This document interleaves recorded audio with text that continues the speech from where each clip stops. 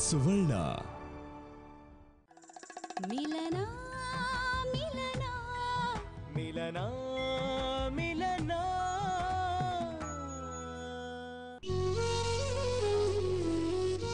ರೀ, ಯಾವಾಗ ಬರ್ತೀರಾ ನೀವು? ನಿಮ್ಮನ್ನು ಬಿಟ್ಟು ಒಂದು ಕ್ಷಣನೂ ಇರೋಕ್ಕಾಗ್ತಿಲ್ಲ. ಬೇಗ ಬನ್ನಿ.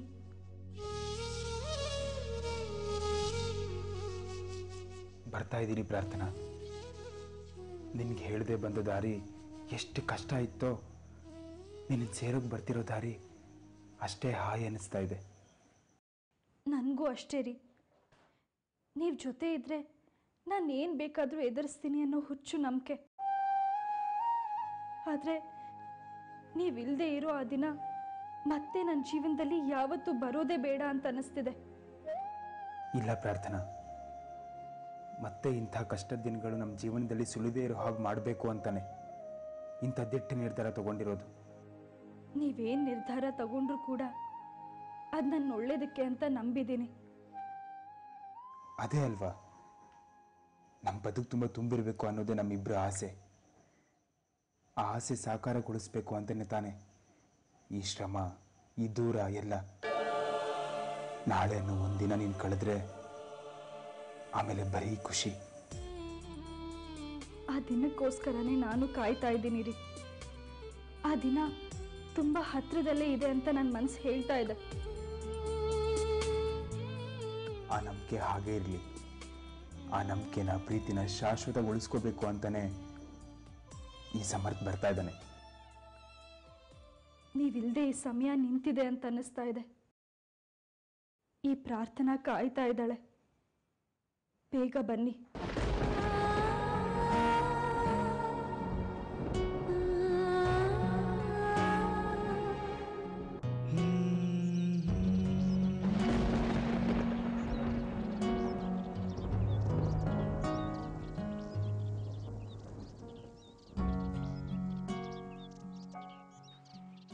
ಶಾಸ್ತ್ರಿಗಳೇ. ಸಮರ್ಥ,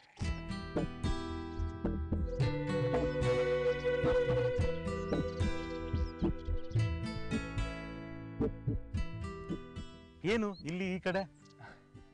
ಪ್ರಾರ್ಥನೆ ವಿಷಯವಾಗಿ ಯಾರನ್ನೋ ಭೇಟಿ ಮಾಡಬೇಕಿತ್ತು, ಅದಕ್ಕೆ ಹೋಗಿದ್ದೆ. ಬನ್ನಿ, ಡ್ರಾಪ್ ಮಾಡ್ತೀನಿ. ಪರವಾಗಿಲ್ಲ ಸಮರ್ಥ, ನನಗೆ ಇಲ್ಲೇ ಒಂದು ಸ್ವಲ್ಪ ಕೆಲಸ ಇತ್ತು, ಬಂದಿದ್ದೆ. ಅಂದಾಗೆ ಪ್ರಾರ್ಥನಾ ಹೇಗಿದ್ದಾಳೆ? ಅಶ್ವತ್ಥಪ್ಪ ಎಲ್ಲ ಹೇಳಿದ್ರು. ಪಾಪ ಆ ಮಗುಗೆ ಯೋಗನೂ ಸರಿ ಇಲ್ಲ, ಆರೋಗ್ಯನೂ ಸರಿ ಇಲ್ಲ. ಅವಳ ಜೀವನದಲ್ಲಿ ಎಲ್ಲ ಸರಿ ಯಾವಾಗ ಹೋಗುತ್ತೋ ರಾಮೇಶ್ವರ? ಹಾಗೇನಿಲ್ಲ ಶಾಸ್ತ್ರಿಗಳೇ, ತೀರ್ಥಹಳ್ಳಿಗೆ ಬಂದಾಗಿಂದ ಅವಳು ಸ್ವಲ್ಪ ಸುಧಾರಿಸ್ಕೊಂಡಿದ್ದಾಳೆ. ನಾವು ಎಲ್ಲ ರೀತಿಯಲ್ಲೂ ಪ್ರಯತ್ನ ಪಡ್ತಿದ್ದೀವಿ. ಇನ್ನೊಂದು ಸ್ವಲ್ಪ ದಿನ ಅಷ್ಟೇ ಅವಳು ಸರಿ ಹೋಗ್ಬಿಡ್ತಾಳೆ. ಆಮೇಲೆ ಎಲ್ಲ ಸರಿ ಹೋಗುತ್ತೆ. ಮತ್ತು ಯಾವತ್ತೊಳಗೆ ಯಾವ ಸಮಸ್ಯೆನೂ ಬರ್ದಿರೋ ಹಾಗೆ ನಾನು ನೋಡ್ಕೋತೀನಿ.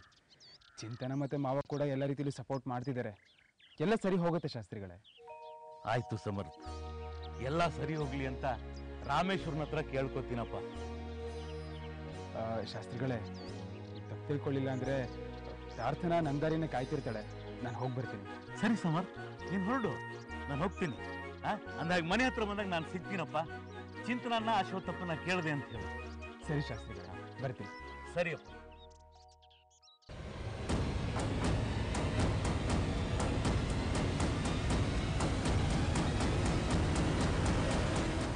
ರಾಮೇಶ್ವರ, ಸತ್ಯನ ಮುಚ್ಚಿಟ್ಟು ಮಾತಾಡೋದು ಎಷ್ಟು ಕಷ್ಟನಪ್ಪ. ಒಡೆದಿರೋ ಕನ್ನಡಿಗೆ ಎಷ್ಟು ಮೇಣ ಹಚ್ಚಿದ್ರು ಅಷ್ಟೆ. ಯಾರು ಬಂದು ಏನೇ ಮಾಡಿದ್ರು ಇಬ್ಬರು ಜಾತಕ ಯಾವತ್ತೂ ಒಟ್ಟಾಗೋಲ್ಲ ಅನ್ನೋದೇ ಸತ್ಯ. ಜಾತಕ ಕೂಡದೇ ಇದ್ರು ಈಗ ತಾನೇ ಎರಡು ಮನಸ್ಸುಗಳು ಕೂಡ್ಕೊಂಡಿವೆ. ಅವು ಯಾವಾಗಲೂ ಬೇರೆ ಆಗದೇ ಇರೋ ಹಾಗೆ ನೀನೇ ನೋಡ್ಕೊಳಪ್ಪ ರಾಮೇಶ್ವರ. ನಾನಿನ್ನಲ್ಲಿ ಬೇಡ್ಕೊಳ್ಳೋದಷ್ಟೆ, ಮುಂದಿಂದು ಬರೆಯೋನಿಚ್ಛೆ.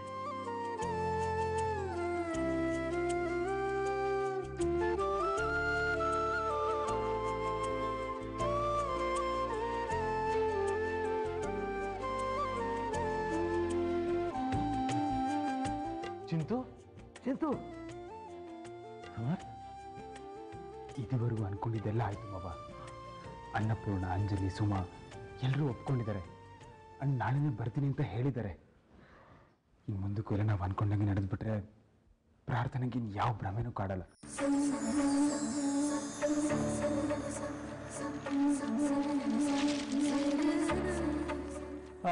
ಹಾಗಾದ್ರೆ ಸಮರ್ಥ್, ಹೋದ ಕೆಲಸ ಎಲ್ಲ ಒಳ್ಳೆ ರೀತಿಯಲ್ಲಿ ಮುಗೀತು ಅನ್ನಿ.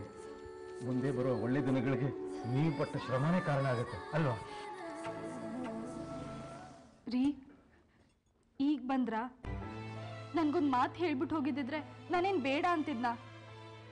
ಅದು ಹಾಗಲ್ಲ ಪ್ರಾರ್ಥನಾ, ತುಂಬ ಎಮರ್ಜೆನ್ಸಿ ಅಂತ ಫೋನ್ ಬಂತು, ಅರ್ಜೆಂಟಲ್ಲಿ ಹೊರಟಿದ್ದೆ. ನೀನು ಮಲಗಿದ್ಯಲ್ಲ, ಅದಕ್ಕೆ ನೀನು ಡಿಸ್ಟರ್ಬ್ ಮಾಡೋದು ಬೇಡ ಅಂತ ಹೇಳಲಿಲ್ಲ, ಹಾಗೆ ಹೊರಟ್ಬಿಟ್ಟೆ. ಹೋಗ್ಲಿ ಬಿಡಮ್ಮ, ಪಾಪ ಅಳಿಯಂದರಿಗೆ ಅದೇನು ಕೆಲಸ ಇತ್ತೋ ಏನೋ. ಅಪ್ಪ, ನಿಮ್ಗೆ ನಿಮ್ಮ ಅಳಿಯ ಮಾಡಿದ್ದು ಸರಿ ಅನಿಸ್ತಿದ್ಯಾ?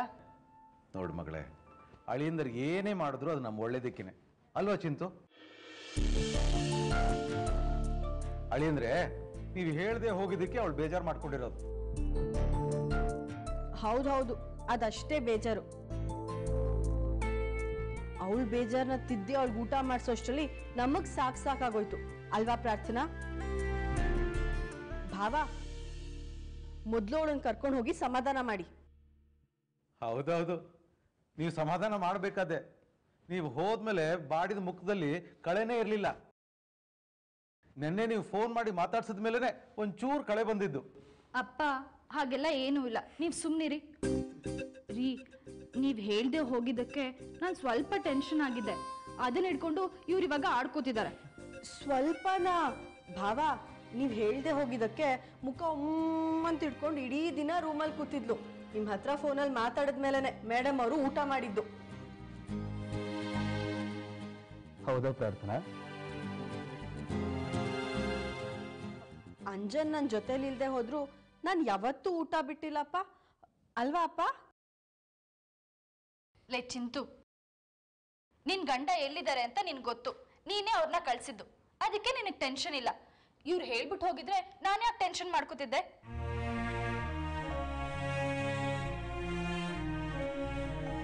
ನಾನು ಹಂಗಲ್ಲ ಕಣೆ ಹೇಳಿದ್ದು. ಪ್ರಾರ್ಥನಾ, ನೀನು ಏನು ಮಾತಾಡ್ತಿದ್ಯಾ ಅಂತ ಗೊತ್ತಿದ್ಯಾ? ಮಾತಾಡೋಕ್ಕೂ ಮುಂಚೆ ಸ್ವಲ್ಪ ಯೋಚನೆ ಮಾಡಿ ಮಾತಾಡಬೇಕು. ಅಯ್ಯೋ, ಅಂತ ತಪ್ಪು ನಾನೇನ್ ಮಾತಾಡ್ದೆ?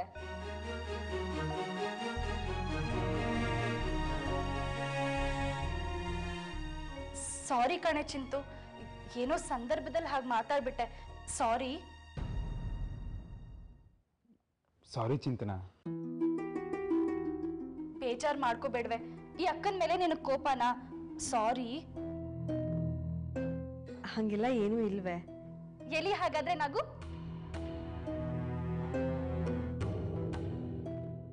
ಆಯ್ತಾಯ್ತು, ಇವಾಗ ನಗು ನಗು ಅಂತ ಹೇಳಿ ನೀ ಅಳಿಸ್ಬಿಡ್ಬೇಡ. ಇವಾಗ ಅಳುವಂಥದ್ದು ಏನೂ ಆಗಿಲ್ಲ, ಅವಳು ನಗ್ತಾಳೆ. ನೀನು ನಡಿ, ರೆಸ್ಟ್ ಮಾಡು. ನಾಳೆ ಬೆಳಗ್ಗೆ ನಾವು ಎಲ್ಗೋ ಹೋಗೋದಿದೆ, ನಡಿ. ಸಾರಿ ಚಿಂತನಾ.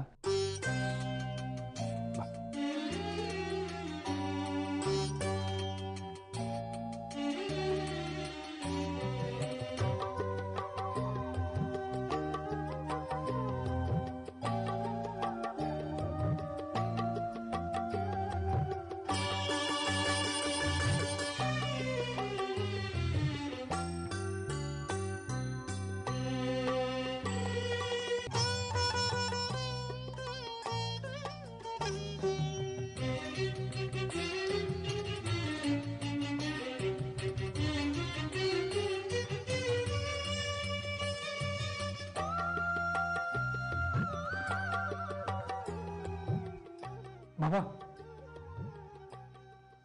ಏನ್ ಸಮರ್ಥ?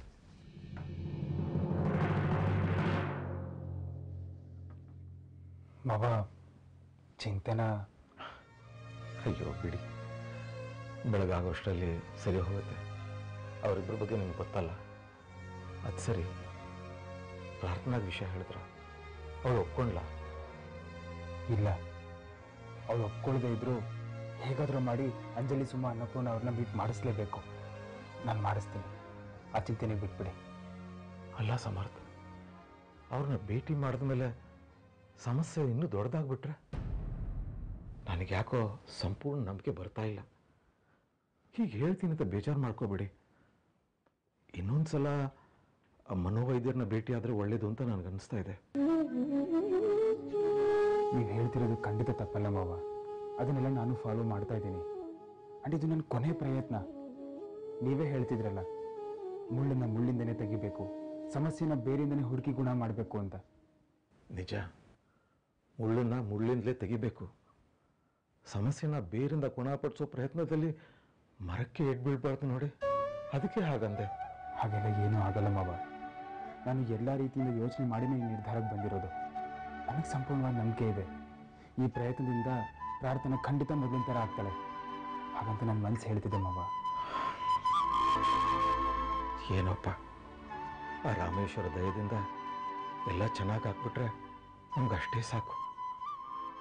ಪ್ರಾರ್ಥನಾ ಸಮಸ್ಯೆ ಏನು ಅಂತ ತಿಳ್ಕೊಂಡಿರೋರು ನೀವು, ಅರ್ಥ ಮಾಡ್ಕೊಂಡಿರೋರು ನೀವು ನಿರ್ಧಾರ ತಗೊಂಡಿದ್ದೀರ ಅಂದಮೇಲೆ ಎಲ್ಲ ಸರಿಯಾಗೇ ಇರುತ್ತೆ. ಆದರೆ ಇನ್ನು ಮುಂದೆ ಪ್ರಾರ್ಥನಾ ಮುಖದಲ್ಲಿ ಭಯ ಹೋಗಿ ನಿಮ್ಮಿಬ್ಬರು ಜೀವನದಲ್ಲಿ ನಗು ನೆಲೆಸ್ಬೇಕು. ಅದೇ ನಾವೆಲ್ಲ ಬಯಸ್ತಿರೋದು, ಅದಕ್ಕೆ ಇಷ್ಟೆಲ್ಲ ಕಷ್ಟಪಡ್ತಿರೋದು. ಎಲ್ಲ ಒಳ್ಳೇದಾಗತ್ತೆ ಮಾವ.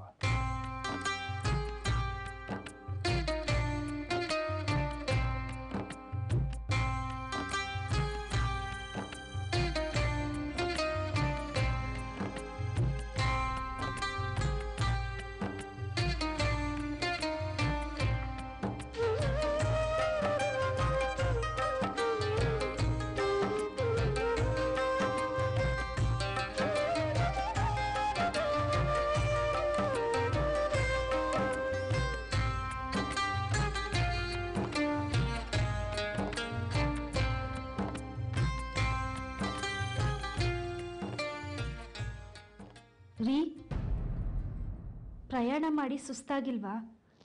ಯಾಕಿನ್ನೂ ಎದ್ದಿದ್ದೀರಾ? ಮಲ್ಕೊಳ್ಳಿ.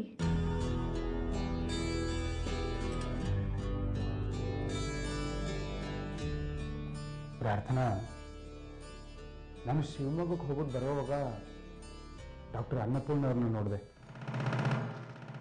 ಡಾಕ್ಟರ್ ಅನ್ನಪೂರ್ಣನಾ? ಎಲ್ಲಿ? ಆ್ಯಕ್ಚುಲಿ ನೀನು ಅನ್ಕೊಂಡ್ರೆ ಅನ್ನಪೂರ್ಣ ಡಾಕ್ಟರ್ ಅನ್ನಪೂರ್ಣ ಅಲ್ವೇ ಅಲ್ಲ, ಅಂಜಲಿ. ಅವಳು ಇಲ್ಲೆಲ್ಲ ಕಾಲೇಜಲ್ಲಿ ಓದ್ತಿದ್ದಾಳೆ. ಹೋಗಿ ಹೋಗಿ ಅವಳನ್ನ ನೀನು ಡಾಕ್ಟರ್ ಅನ್ನಪೂರ್ಣ ಅನ್ಕೊಂಡು ಹೆದರ್ಕೋತಿದ್ದೆ. ನಾನು ನಿಂಗೆ ಅವತ್ತೇ ಹೇಳಿಲ್ವಾ ಇದೆಲ್ಲ ನಿನ್ನ ಭ್ರಮೆ ಅಂತ? ಅವರು ಡಾಕ್ಟರ್ ಅನ್ನಪೂರ್ಣ ಅಲ್ಲ ಅಂಜಲಿ ಅಂತ ನಿಮಗೆ ಯಾರು ಹೇಳಿದ್ದು? ನನಗೆ ಚೆನ್ನಾಗಿ ಗೊತ್ತು, ಅವರೇ ಡಾಕ್ಟರ್ ಅನ್ನಪೂರ್ಣ. ಮಿಲನ ಮಿಲನ ಮಿಲನ ಮಿಲನ. ಅವರು ಡಾಕ್ಟರ್ ಅನ್ನಪೂರ್ಣ ಅಲ್ಲ ಅಂಜಲಿ ಅಂತ ನಿಮಗೆ ಯಾರು ಹೇಳಿದ್ದು? ನನಗೆ ಚೆನ್ನಾಗಿ ಗೊತ್ತು, ಅವರೇ ಡಾಕ್ಟರ್ ಅನ್ನಪೂರ್ಣ. ಇಲ್ಲಮ್ಮ, ಐ ಸ್ವೇರ್, ನಾನು ಯಾಕೆ ಸುಳ್ಳು ಹೇಳಿ? ನಿಂಗೆ ನನ್ನ ಮಾತು ಮೇಲೆ ಡೌಟ್ ಇತ್ತು ಅಂದರೆ ನಾಳೆ ನಿನ್ನೆ ಕಾಲೇಜ್ ಹತ್ರ ಕರ್ಕೊಂಡು ಹೋಗಿ ಅವಳನ್ನ ಮೀಟ್ ಮಾಡಿಸ್ತೀನಿ, ಸರಿನಾ? ಹಾ, ಬೇಡ ರೀ, ನನ್ಗವ್ರ ಹೆಸರು ಕೇಳಿದ್ರೆ ಭಯ ಆಗುತ್ತೆ. ಭಯ ಯಾಕಮ್ಮ, ನಾನು ಇರ್ತೀನಿ ನಿನ್ನ ಜೊತೆಗೆ. ಅದು ಅಲ್ಲದೆ ನೀನು ಇವಾಗ ಹುಷಾರಾಗಿದ್ಯಾ. ಅವ್ರನ್ನೊಂದ್ಸತಿ ಡೈರೆಕ್ಟಾಗಿ ಮೀಟ್ ಮಾಡಿ ಮಾತಾಡ್ಸಿದ್ರೆ ನಿನ್ನ ಮೈಂಡಲ್ಲಿ ಎಲ್ಲ ಡೌಟ್ಸು ಕ್ಲಿಯರ್ ಆಗುತ್ತೆ, ಯಾವ ಕನ್ಫ್ಯೂಷನ್ಸು ಇರಲ್ಲ ಅಲ್ವಾ? ಬೇಡ ರೀ, ಈಗಾಗಲೇ ಅವ್ರಿಂದ ಆಗಿರೋ ಪ್ರಾಬ್ಲಮ್ಗಳೇ ಸಾಕು. ಮತ್ತೆ ಹೋಗಿ ಅವ್ರನ್ನ ನೋಡಿ ಮಾತಾಡಿದ್ರೆ ಇನ್ನೇನಾದ್ರೂ ಆಗುತ್ತೆ. ಪ್ಲೀಸ್ ರೀ, ಇದೊಂದು ವಿಷಯದಲ್ಲಿ ನನ್ನ ಫೋರ್ಸ್ ಮಾಡಬೇಡಿ. ಬೇಕಾದ್ರೆ ಬೇರೆ ಏನಾದ್ರೂ ಹೇಳಿ, ನಾನು ಕೇಳ್ತೀನಿ. ನಿನ್ನ ಅವ್ರ ಹತ್ರ ಮೀಟ್ ಮಾಡಿಸಿ ಮಾತಾಡ್ಸಿದ್ರೆ ಸಮಸ್ಯೆ ಎಲ್ಲ ಕ್ಲಿಯರ್ ಆಗುತ್ತೆ ಅಂದ್ಕೊಂಡು ಎಲ್ಲ ಅರೇಂಜ್ ಮಾಡಿದ್ದೀನಿ.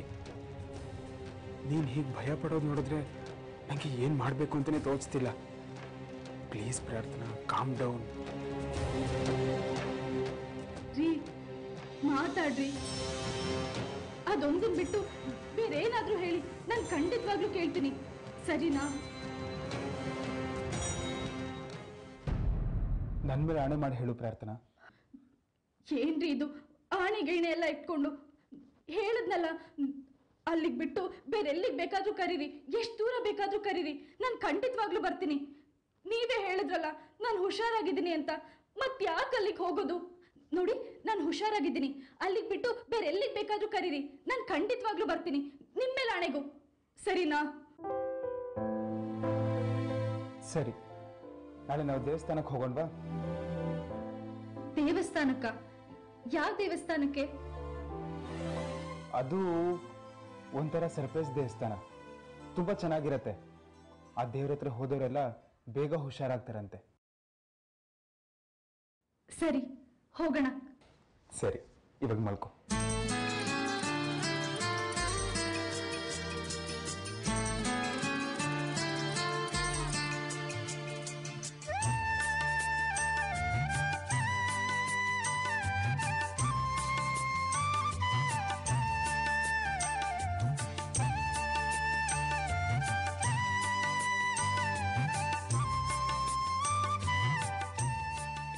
ಸಾರಿ ಪ್ರಾರ್ಥನಾ, ನಿಂಗೆ ನಿಜಾನ್ ಹೇಳಿ ಕನ್ವಿನ್ಸ್ ಮಾಡೋಕ್ಕಾಗದೆ ಈ ರೀತಿ ದೇವಸ್ಥಾನ ಅಂತ ಸುಳ್ಳು ಹೇಳಿ ಕರ್ಕೊಂಡು ಹೋಗೋವಾಗತ್ತೆ ಅಂತ ನಾನು ಅನ್ಕೊಂಡಿರಲಿಲ್ಲ. ಸಾರಿ. ಅವ್ರ ಎದುರಿಗೆ ಬಂದರೆ ನೀನು ಹೇಗೆ ಬಿಹೇವ್ ಮಾಡ್ತೀಯ ಅಂತ ನನಗೆ ಇಮ್ಯಾಜಿನ್ ಮಾಡ್ಕೊಳಕ್ಕೂ ಕಷ್ಟ ಆಗ್ತಿದೆ. ನೀನು ಇವಾಗ ಮಾಡಿದ್ ನೋಡಿ ನಾಳೆ ಏನಾಗುತ್ತೋ ಅನ್ನೋ ಭಯ ನನ್ನನ್ನು ನಡಗಿಸ್ತಿದೆ. ಆದರೂ ನನ್ನ ಮನಸ್ಸು ಹೇಳ್ತಿದೆ ಪ್ರಾರ್ಥನಾ, ನಾಳೆ ಗೆಲ್ಲೋದು ನಿನ್ನ ಪವಿತ್ರವಾದ ಪ್ರೀತಿನೇ ಪ್ರಾರ್ಥನಾ, ಪ್ರೀತಿನೇ.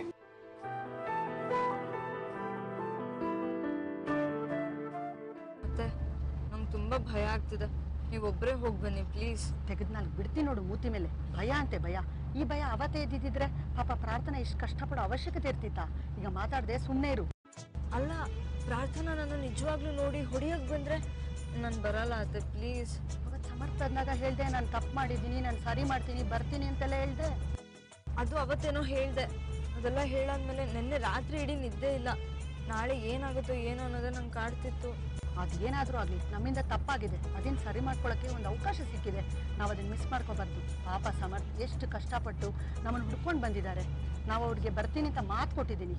ಈಗ ನೀನು ಬರಲಾಗಿರಲ್ಲ ಅಂದರೆ ಎಲ್ಲರ ಮುಂದೆ ಸರಿಯಾಗಿ ಬಾರಿಸ್ಬೇಕಾಗತ್ತೆ ಅಷ್ಟೇ.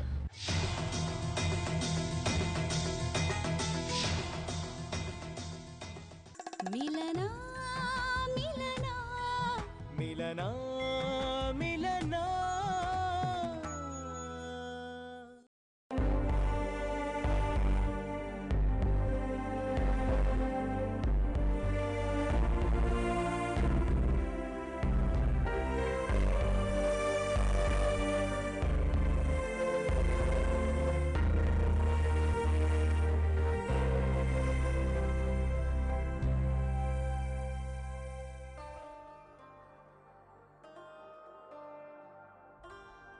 ನಾ ತಗೋತೀನಿ ಬಿಡು ಪ್ರಾರ್ಥನಾ.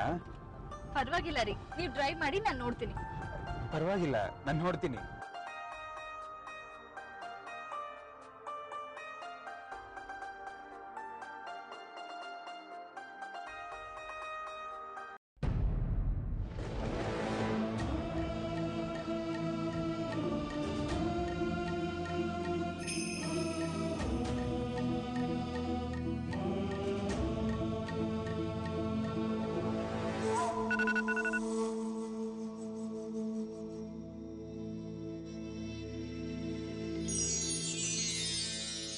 ಯಾರ್ರಿ ಫೋನಲ್ಲಿ? ಅದು ಆಫೀಸಿಂದ ಗೌರಿ, ಏನೋ ಅರ್ಜೆಂಟ್ ಕೆಲಸ ಅಂತೆ. ಹಾಗಾದ್ರೆ ಕಾಲ್ ಮಾಡಿ ಮಾತಾಡಿ.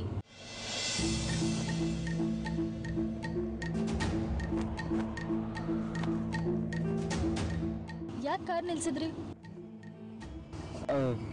ದೇವಸ್ಥಾನ ಬಂತಲ್ಲ, ನೀನು ಹೋಗಿರೋ, ನನ್ನ ಫೋನಲ್ಲಿ ಮಾತಾಡ್ಬಿಟ್ಟು ಬರ್ತೀನಿ. ಸರಿ, ಬೇಗ ಬರಬೇಕು. ನಾನು ಒಬ್ಬಳನ್ನೇ ಬಿಟ್ಟು ಹೋಗ್ಬಿಡ್ಬೇಡಿ ಮತ್ತೆ. ಇಲ್ಲ, ಬರ್ತೀನಿ.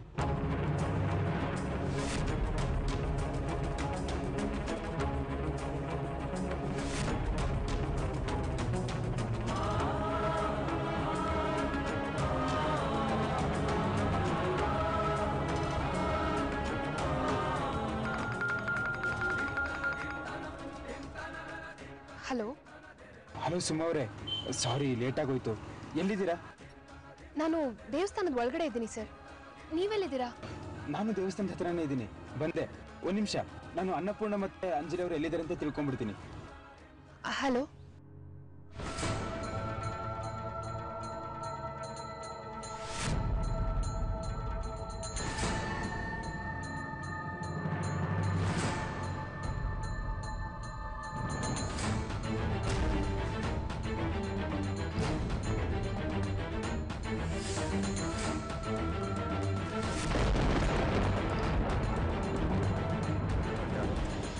ಜೀವಕ್ಕೂ.